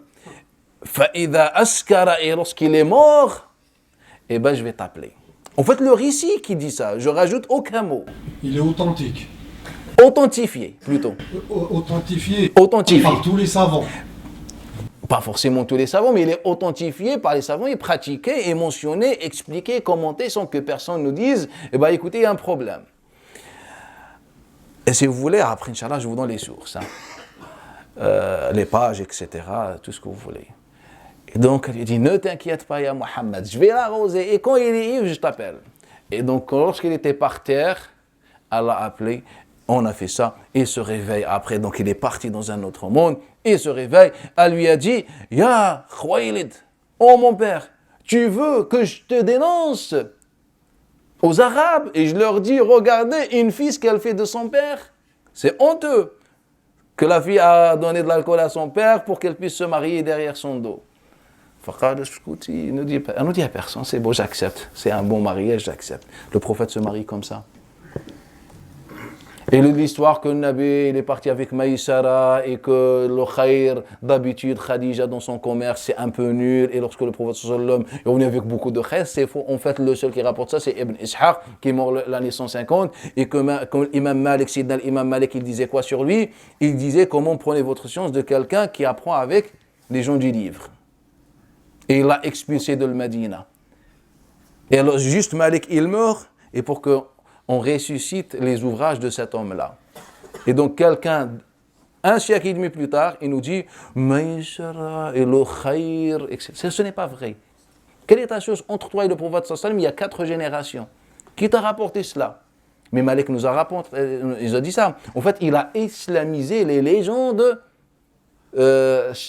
qui se trouvent chez les gens du livre. Il les a islamisés. On enlève juste les personnages et on place les personnages musulmans pour que ça donne un récit. Et je vous ai expliqué il y a quelques cours passés lorsqu'on parlait de la naissance du prophète sallallahu alayhi wa sallam. En fait, le prophète n'a jamais travaillé pour Khadija, ni rien du tout. An-Nabi sallallahu alayhi wa sallam vivait dans la même ville, le même village que Khadija. Ils étaient voisins, voilà, ensemble dans le village. Ils se sont mariés. On n'a pas de détails ou des textes, des sources valables ou fiables qui nous expliquent le détail. Ce qui est sûr et certain, c'est que 2 jeunes du même village se sont mariés tout simplement. Mais l'histoire qu'on a donné de l'alcool pour manipuler le père et se marier, en fait, je pense que c'est honteux pour nous, les musulmans, d'accepter ça dans notre patrimoine. Je pense que ça ne nécessite même pas un commentaire, que notre messager il s'est marié derrière le dos du père en lui donnant de l'alcool. C'est-à-dire que le prophète, il est pour l'alcool. Et je pense que c'est honteux. Mais ce qui est rapporté noir sur blanc dans notre patrimoine. En tant qu'un musulman, moi, je n'accepte pas, tout simplement. J'aime mon prophète et je sais que c'est un mensonge. Sans que je rentre dans le côté technique et vous expliquer pourquoi c'est un mensonge et comment il est venu. Et le Nabi sallallahu alayhi wa sallam, donc au final, il s'est marié avec Khadija, qui avait relativement l'âge du Nabi sallallahu alayhi wa sallam, et Khadija n'avait pas d'enfant auparavant. Car le seul qui va nous rapporter l'histoire des enfants de Khadija, en fait, c'est Ibn Ishaq dans tout son récit, sa version à lui. Il nous a dit qu'il y avait le fameux Hind et Hala, et ce n'est pas vrai. Et d'où il a pris ça? En fait, il a pris ça de Hisham ibn Urwa. Hisham ibn Urwa, un personnage à cette époque, c'est lui le premier qui a parlé de ça. Mais sinon, il y a quelque chose de logique. Si Khadija avait des enfants, ils sont où les descendants de ces enfants? Pourquoi personne n'en parle? Vous connaissez Fatima, vous connaissez les filles du prophète, et on connaît leurs descendants. Mais pourquoi personne n'a jamais vu, ni parlé, ni je ne sais pas quoi, de ces fameux enfants de Khadija? Cela n'existe pas. Hind ibn Abi Hind, ou certains disent ibn Hala, ou je ne sais pas. En fait, ne sont que des légendes apparues au IIe siècle dans l'histoire islamique. Sinon, les sources, les textes, on a 0 texte sur la question. Khadija n'avait pas d'enfant avant qu'elle se marie avec le prophète sallallahu alayhi wa sallam. Et le texte qui dit que Khadija un jour a dit au prophète que tu t'es marié avec une vieille dame, en fait ce n'est pas Aïcha qui a dit ça, en fait c'est Hisham ibn Urwa, sans qu'on rentre dans le détail et vous expliquer pourquoi et le comment. Et il vient Hamad ibn Salama et ibn Ishaq et il propage cette idée. Et un siècle plus tard, on se débrouille pour trouver des chaînes de transmission qui rapportent comme ces 2 exemples que je viens de vous donner. En conclusion, le prophète et Khadija se sont mariés normalement comme tout le monde et ni lui ni elle n'avaient d'enfants et ils n'ont pas servi de l'alcool au père de Khadija pour qu'il puisse se marier. Et ce qui est encore étrange, c'est que ces historiens qui nous rapportent cette histoire, ils nous disent en même temps qu'en fait le père de Khadija à l'époque était mort. On est parti dans sa tombe et on a arrosé la tombe d'alcool. Ils nous disent, en fait, les mêmes historiens, ils nous disent, il était mort, mais elle lui a servi de l'alcool. Et maintenant, il faut comprendre. Ils nous ont laissé ces contradictions. Et nous, on a considéré ces contradictions comme religion. Ce n'est pas religion, ce n'est pas la personne de Nabi sallallahu alayhi wa sallam. Et je pense qu'il est temps qu'on respecte un peu plus le prophète sallallahu alayhi wa sallam et ne plus jamais lui attribuer ce genre d'acte honteux. Wal-iyadu billahi ta'ala. Nabi sallallahu alayhi wa sallam s'est marié normalement, était jeune. Il s'est marié avec une jeune femme qui s'appelle Khadija bint Khuwaylid. Et déjà son père à l'époque était mort. Et ça s'arrête là. Comment ils se sont mariés, on n'a absolument aucune information. On n'a pas d'informations sur la question. Et l'objectif, ce n'est pas comment il s'est marié. L'objectif, qu'est-ce qu'il nous a transmis. Et quels sont les éléments qui ont fait que le prophète sallallahu alayhi wa sallam soit un homme aussi proche des autres, etc. Ce qu'on a essayé d'expliquer aujourd'hui. An-Nabi sallallahu alayhi wa sallam était quelqu'un de proche. On a essayé d'expliquer pourquoi il était proche et comment cela va impacter la religion et même les jugements islamiques. Aujourd'hui, on rend les choses faciles, les pratiques faciles, alors qu'à l'époque de Nabi sallallahu alayhi wa sallam, était le contraire, car Nabi sallallahu alayhi wa sallam était proche. Je vous donne juste un exemple tout bête qui est rapporté par l'imam Malik d'après Zuhri, d'après Ishaq, comment il s'appelle, Isa ibn Abi Ishaq, d'après Abi Ishaq, d'après Isa ibn Abdullah ibn Abi Talha, d'après Abi Talha al-Ansari. Il est rapporté également par Abdullah ibn Amr ibn al-As, lorsque le Nabi sallallahu alayhi wa sallam, lorsque ses compagnons nous racontent que le jour du pèlerinage, le grand pèlerinage, il disait, les gens venaient voir Nabi sallallahu alayhi wa sallam, le consultaient, il disait, Ya Rasulallah, moi je me suis trompé, je me suis rasé avant que je fasse ceci, Ya Rasulallah, je me suis trompé, j'ai lancé les pierres dans le pèlerinage avant que je fasse cela, Ya Rasulallah, Ya Rasulallah. Qu'est-ce que Abdullah ibn Amr ibn al-As nous dit? Il nous dit, et moi je tenais sa bête ce jour-là, il dit, Ma zada Rasulullahi an qawlihi la bas. Le prophète, il n'a absolument rajouté aucun mot sur dire il n'y a aucun souci. Quand tu viens vers le prophète, tu es sûr et certain de trouver une solution. Alors qu'aujourd'hui, quand tu viens vers un discours d'un shir, tu es sûr et certain que tu vas retourner avec plus de problèmes et d'ambiguïté, des obstacles. La vie du prophète, ou bien le prophète facilitait aux gens. Et non, on complique les gens. Mais en fait, la différence, c'est simple. C'est que cet homme, Muhammad sallallahu alayhi wa sallam, est une préparation divine. Depuis le premier jour, Allah Ta'ala a mis tous les éléments nécessaires pour qu'il soit l'homme le plus proche de tout le monde. C'est pour ça qu'il était un homme de droit. On avait besoin de quelque chose. Regardez l'attention, comment on avait été attentionné avec son épouse. Lorsque Mujahid Aswad ibn Yazid nous rapporte, d'après Aïcha, comment Nabi sallallahu faisait. قالت كان يخصم نعله ويخيط ثوبه وكان يكون في خثبة أهله. Il était constamment au service de son épouse. Comment dire, il réparait ses chaussures, voilà, il entretenait ses affaires, etc. Il passait, il nettoyait la poussière. Elle nous dit qu'il était constamment au service de sa famille. Est-ce que nous, on le fait? Est-ce qu'on est attentionné avec nos femmes? Est-ce que je vois ma femme, la pauvre, à la mal au dos, elle est fatiguée, et bien aujourd'hui, ou cette semaine, ne fais rien. Moi, je vais faire à manger, moi, je vais nettoyer, moi, je vais faire le ménage, moi, je vais mettre un tablier et travailler. Muhammad ibn al-Hanafiya, un jour, il est sorti maquillé, le fils de Ali ibn Abi Talib. Et il a maquillé. Ah, du maquillage. فقالوا يا محمد أنت وجلالتك يا محمد toi et que mais qui es-tu en fait? Tu es le fils du prophète sallam, le petit-fils du prophète sallam pratiquement.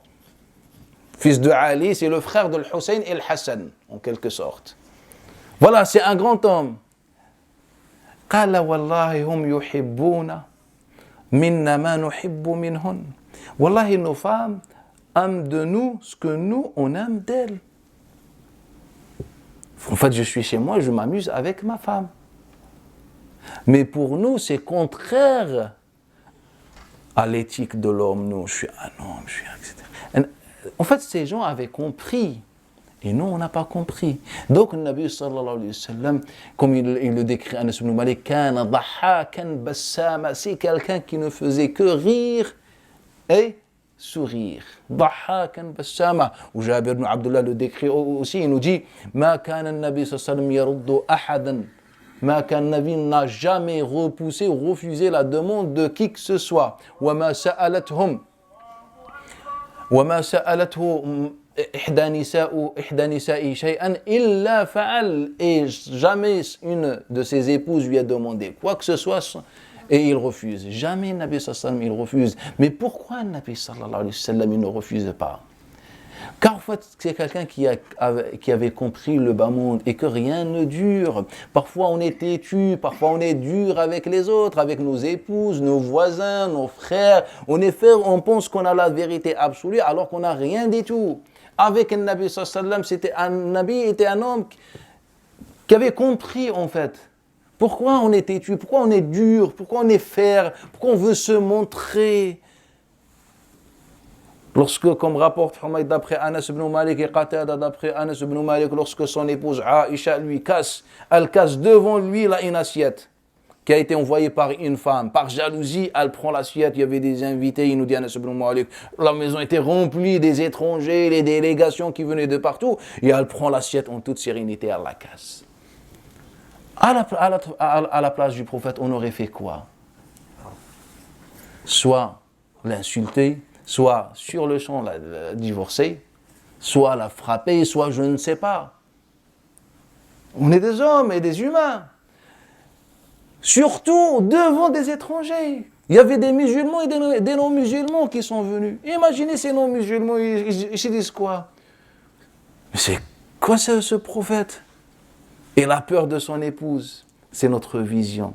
La vision humaine, des gens bizarres, malsains, qui n'ont rien compris. فقال Anas ibn Malik présent. قال فتبسم رسول الله. Qu'est-ce qu'il a fait? Il a souri. Elle vient de casser une assiette devant tout le monde et elle fait le chantage et apparemment elle s'en fiche de tout le monde. Qu'est-ce qu'il dit Anas ibn Malik? قال فتبسم رسول الله. Et il a souri. فقال إنها أمكم قد غارت. En fait, votre mère Aïcha a été prise de jalousie. Elle est jalouse. قال أنس فكان هو من جمع. Et c'était le prophète qui a ramassé. En fait, quand on lit, prenez juste ce récit. Est-ce qu'il y a quelque chose de plus beau que ça? Plus sain que ça? Plus propre que ça? Il n'y a pas. Mais en fait, cet homme n'est pas tombé du ciel comme ça, avec cette éthique, avec ce khuluq azim. Il n'est pas tombé du ciel comme ça. En fait, il a été forgé par son Seigneur. Il a vécu, comme on disait dans le Coran al-Karim, dans une terre dure et difficile. Il s'est retiré de sa société lorsqu'elle était malsaine. Il a trouvé refuge dans une grotte. Il était berger. Il vivait avec les animaux. Il voyait ce que les animaux endurent jour et nuit. Il était avec eux. Et c'est pour ça que le Nabi sallallahu alayhi wa sallam était un homme d'amour, était la qibla de toute personne en difficulté. On est faible, on est en difficulté, on est dans l'adversité. Notre qibla, comme la qibla de la prière, c'est Muhammad sallallahu alayhi wa sallam. C'est la seule direction qu'on avait ce jour-là. Est-ce que vous avez des questions, ou des remarques, ou des interventions, ou des choses à compléter?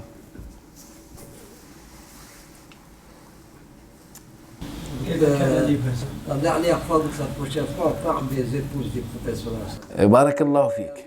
Différence 9, 11, 13. Et barakallahu fik. Justement, c'est ce que j'avais dit. Mais en fait, il faut qu'on patiente à chaque moment. Car là, on est encore avant la prophétie. Et quand on va parler de la prophétie, on va parler de chaque moment où on a dit que le prophète, durant lequel on a dit le prophète s'est marié avec une femme. Et on va expliquer.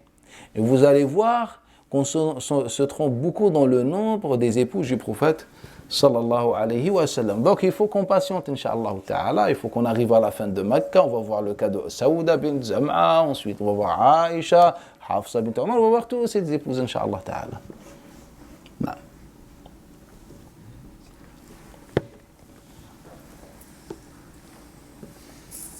Est-ce que vous avez autre chose sur le prophète sallallahu alayhi wa sallam? Est-ce que le prophète il a fait l'adhan? Est-ce que le Nabi sallallahu alayhi wa sallam a fait l'adhan? En matière des textes, on n'a aucun texte sur le fait que le Nabi sallallahu alayhi wa sallam a fait l'adhan. Généralement, c'était les compagnons qui faisaient l'adhan. Par contre, le prophète sallallahu alayhi wa sallam, parfois, n'a pas fait d'imam. Il a prié derrière un imam. Comme le cas lorsqu'il y a eu un problème dans le sud de Médine, l'endroit qu'on appelle Quba, qui existe aujourd'hui. Il y a eu un petit désaccord entre les habitants là-bas. Et donc, le Nabi sallallahu alayhi wa sallam est parti réconcilier entre les gens. Entre-temps, les musulmans demandaient à Abu Bakr de diriger la prière. Donc, le prophète sallallahu alayhi wa sallam est arrivé. Il a prié derrière Abu Bakr as-Siddiq. Mais l'adhan, on n'a aucun texte. الحجة وكات عمرة et certains disent حجة et 3 عمرة. نعم. كيف كان اللباس في الصلاة؟ صلى الله عليه وسلم. كيف كان comment النبي صلى الله عليه وسلم s'habillait dans la prière. بارك الله فيك. Libas al-Nabi sallallahu alayhi wa sallam est rapporté par les compagnons dans la prière. Ceux qui rapportent cela, on a Jabir ibn Samurah, on a Anas ibn Malik. Ils nous rapportent que le Nabi sallallahu alayhi wa sallam parfois il a prié comme rapporte Ibn Abi Shayba dans Al-Burad. Al-Burad c'est un habit qui provient du Yémen. Et c'est en fait un habit avec des traits. On appelle ça Al-Burad, les habits avec des traits, des rayures. En langue arabe, on les appelle ça Al-Burad. Donc, le Nabi sallallahu alayhi wa sallam, il a pris ça. Le Nabi sallallahu alayhi wa sallam, il a prié dans un taylasan de Harrani. Un taylasan Harrani, c'est un habit que portaient généralement les notables et les rois. Et c'est en soi, juste, ça peut vous surprendre, mais le Nabi sallallahu alayhi wa sallam, il a prié dedans. Le Nabi sallallahu alayhi wa sallam a prié dans Al-Jubba. C'est comme une espèce de qamis qui se porte sur les épaules. Un Nabi sallallahu alayhi wa sallam, comme rapporte l'imam al-Nasa'i, a prié dans des pantalons, en portant des pantalons. Et il nous rapporte qu'il a acheté le Nabi sallallahu alayhi wa sallam, qu'il avait en sa possession 4 pantalons. Et parfois, le Nabi sallallahu alayhi wa sallam, bien sûr, comme c'est connu chez tout le monde, comme rapporte Fatima, il a prié dans al-qamis, en portant al-qamis, et le Nabi sallallahu alayhi wa sallam n'avait qu'un seul qamis, d'après les récits. Donc généralement les habits de Nabi sallallahu alayhi wa sallam c'était un peu varié, divers selon la tradition. Maintenant ce que Nabi sallallahu alayhi wa sallam posait sur sa tête, en fait à l'époque on avait soit ce qu'on appelle al-imama, le turban, l'imama, on avait ce qu'on appelle al-qulunsuwa ou at-taqiya, ce que je porte maintenant sur la tête, al-qulunsuwa at-taqiya, et on avait al-qulunsuwa dhat al-raf, c'est la casquette. La casquette existait à l'époque du prophète sallallahu alayhi wa sallam, en fait, qulunsuwa dhatul raf, c'est-à-dire un espèce de truc pour faire de l'ombre au soleil. Donc c'est ce que le Nabi sallallahu alayhi wa sallam généralement portait. Et parfois le Nabi sallallahu alayhi wa sallam n'a pas porté, n'a pas couvert la tête. En fait, c'était la tradition. Est-ce que le Nabi sallallahu alayhi wa sallam a prié la tête nue? On n'a aucun texte, un texte qui affirme, ni un texte qui infirme. On n'a pas de texte qui décrit, le texte authentique qui décrit si le prophète sallallahu alayhi wa sallam portait quelque chose pendant la prière. Ce qui est logique, c'est qu'il se peut que le Nabi a porté, comme il se peut que le Nabi sallallahu alayhi wa sallam parfois n'a pas porté. En fait, on n'a pas de texte, ni pour affirmer, ni pour infirmer. Non. J'ai une question à poser. Non. Est-ce qu'il existe un intérêt donc politique, social, sur le fait d'avoir inventé cette partie, en tout cas au vu de ce que vous dites, sur la partie que Khadija avait 40 ans et qu'elle s'est mariée? J'ai juste besoin de comprendre, parce qu'il y a peut-être quelque chose que je rate d'un point de vue politique ou social. Il y a un intérêt L'intérêt sur l'âge de Aïcha, il y a bien un intérêt. Astaghfirullah, l'âge de Aïcha. L'âge de Khadija, il y a bien un intérêt. En fait, car nous, qu'est-ce qu'on disait tout à l'heure? En fait, pour nous, Khadija vient d'une grande famille et que le prophète était orphelin. Mais la vérité de la question, c'est que les deux étaient orphelins, Khadija et le prophète sallallahu alayhi wa sallam. Et je pense, à mon avis, que c'était l'un des critères pour Nabi sallallahu alayhi wa sallam dans ce mariage avec Khadija. En fait, vu qu'on avait ces informations, on a supposé que Khadija était plus âgée. Et c'est pas difficile de déduire pourquoi on a dit 40 ans, car dans la légende arabe, de manière générale, bien avant l'islam, c'est que l'homme atteint la maturité à l'âge de 40 ans. Maintenant, concernant si elle avait ou pas des enfants, en fait, c'est des suppositions. Si elle a 40 ans et elle est connue, etc., ben, on a supposé qu'elle a des enfants, qu'elle a des enfants. Mais en fait, les seuls textes qui existent sur les enfants de Khadija, en fait, c'est ce que rapportent Ibn Ishaq et Hisham ibn Urwa. Mais pourquoi? C'est quoi l'intérêt derrière? Enfin, bien sûr, il faut prendre en considération que dans beaucoup de textes, on n'a pas forcément d'intérêt. Surtout les textes qui sont apparus tardivement. Il y a des textes qui sont apparus au 1er siècle. Généralement, ce sont des textes inventés pour des raisons sociales, politiques, etc., comme les textes anti-femmes, les textes anti-noirs, anti-arabes, etc. C'est pour ça qu'on dit la langue du paradis, c'est l'arabe, etc. On a dit ça en quel moment? En fait, lorsqu'on a ouvert l'Irak et ce qu'on appelle la région de Khorasan, l'Ouzbékistan, Pakistan, et cette région où il y avait les noms arabes. Et donc, on a mis en place les hadiths qui appellent à la langue arabe et que rejettent les autres langages. En fait, c'était une sorte de discrimination, de racisme. C'est pour ça qu'on a inventé. Et lorsque, en fait, les Noirs africains se sont intéressés à la fin du 1er siècle et au 2e siècle à la politique, etc.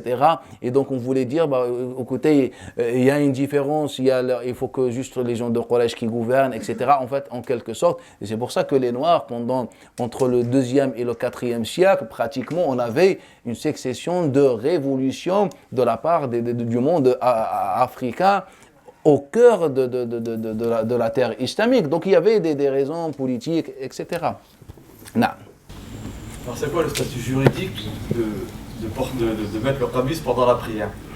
Est-ce qu'il est moubah? Est-ce qu'il est sunna? Est-ce qu'il est fard? Parce que si le prophète Sam il a vécu au pôle Nord, il aurait eu des peaux de bêtes. On aurait été obligé de mettre des peaux de bêtes ici?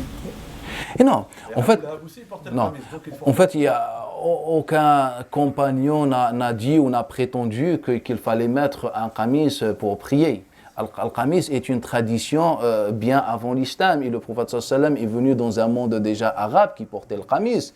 Donc c'est logique, si à l'époque on portait des jogging ou je ne sais pas, le prophète aurait porté bien évidemment la même chose. Donc on n'a aucun texte qui nous dit, tout en sachant que le hadith qui dit Ahab thiyab ila rasulillah, le prophète aimait al-qamis, en fait c'est un texte pratiquement sans divergence et mensonger. Le hadith qui est authentique, il nous dit autre chose. Le hadith de Qatada d'après Anas ibn Malik, il nous dit Kan ahab thiyab ila rasulillah al-hibara.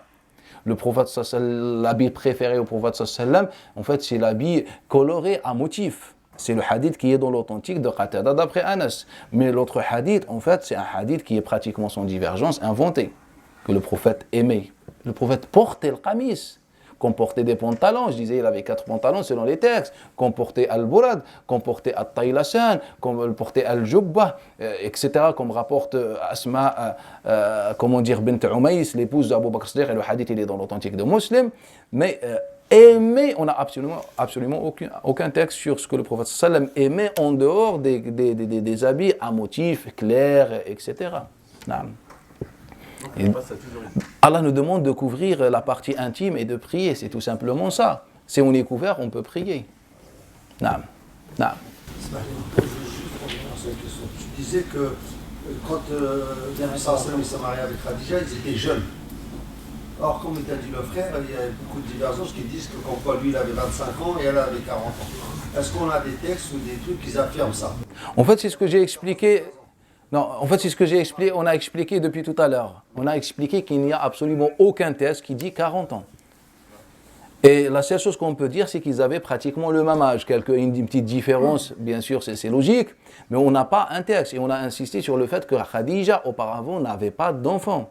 Lorsqu'elle s'est mariée avec le prophète sallam, elle n'avait ni elle ni lui un enfant ou des enfants. Contrairement au texte, car les textes, quand même, le rapportent. Pour votre information, si vous ouvrez l'authentique de Bukhari, vous allez trouver un texte qui affirme que le prophète a vu un enfant, il s'est levé, il a dit hala, hala, il a couvert, il a appelé hala, hala, il a serré dans ses bras, et il a dit c'est le fils de Khadija. En fait, c'est faux. Déjà, lorsque l'imam Bukhari, lorsqu'il a rapporté, il n'a pas dit d'après un tel, il a dit qala Ismaïl. Ismaïl a dit, Hisham, d'après Urwa, d'après Aïcha. Lorsqu'on a creusé, on s'est rendu compte que seul Hisham ibn Urwa, je ne vais pas rentrer dans ce côté technique, seul Hisham ibn Urwa, en fait, qu'il a prétendu 1 siècle et demi après la mort du prophète, sallallahu alayhi wa sallam. On n'a absolument aucun texte sur l'âge de Khadija ou un texte sur les enfants, fameux enfants de Khadija. Moi, j'aimerais juste savoir, on a des savants dans la religion musulmane. Et pourquoi on les appelle savants? Savant, c'est quelque chose de radim, quelque chose qui pense, qui réfléchit. D'accord? Comment ça se fait qu'il y a toutes ces choses, tous ces mensonges terribles sur la meilleure des créatures, on est devenu Hnaya comme les Juifs, ils sont avec leur rabbin. Ils jurent que par leur rabbin. Si le rabbin, vous savez, je vais vous dire une chose, un Juif, il ne peut pas égorger un mouton, c'est le rabbin qui doit l'égorger.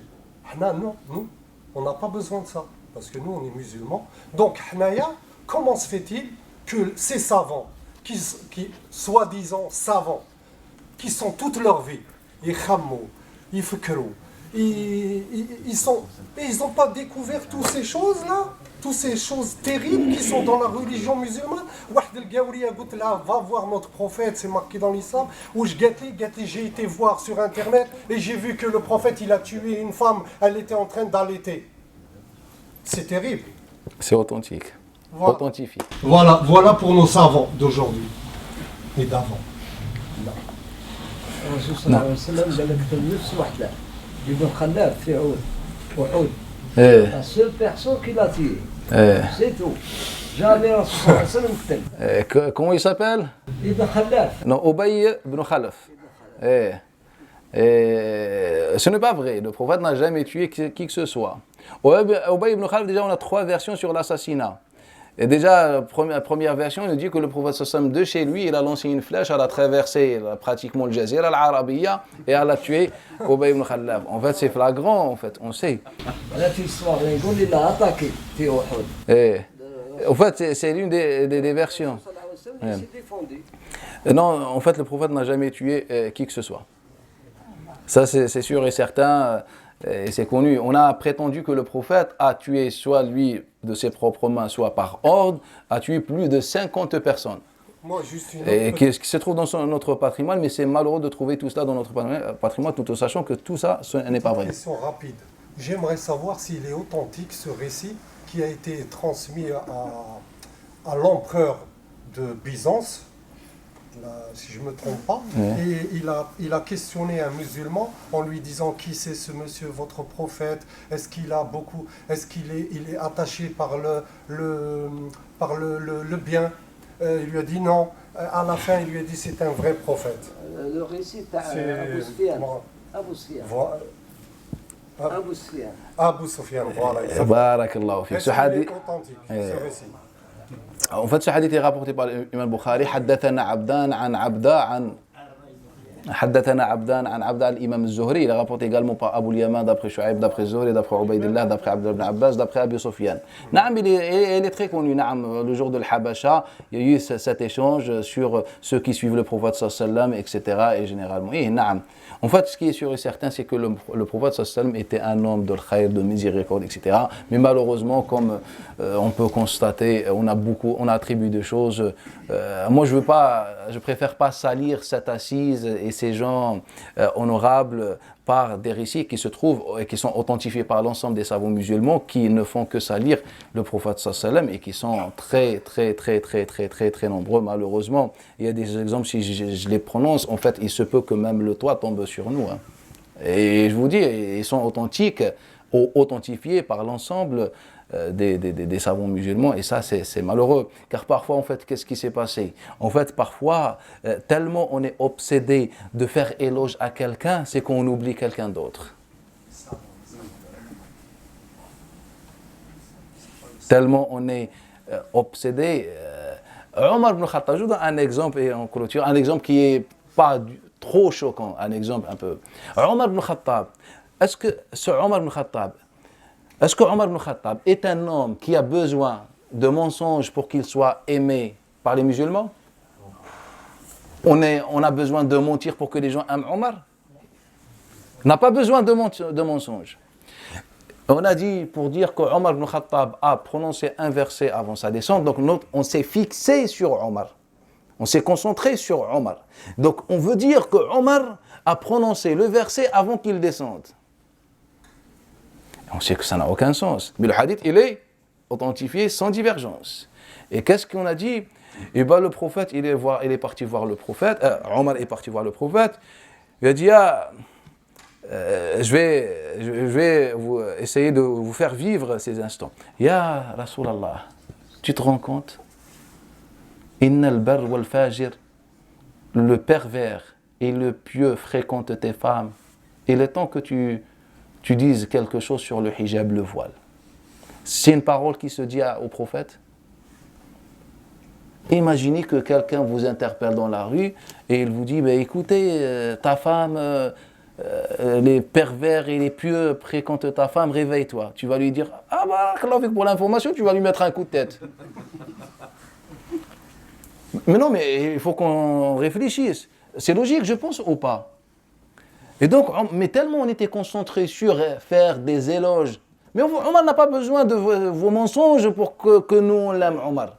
Mais en fait, tellement on était concentré sur l'éloge de Omar, on voulait montrer comme Omar, il prononce le Coran avant même sa descente.